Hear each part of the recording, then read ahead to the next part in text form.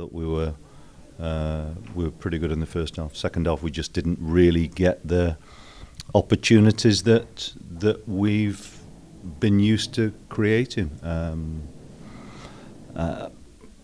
For me, it's a game that we shouldn't lose, and really, it's as simple as that in my own mind. Is that is a game that we should, if we're not playing as well as we have done, come away with a point at least.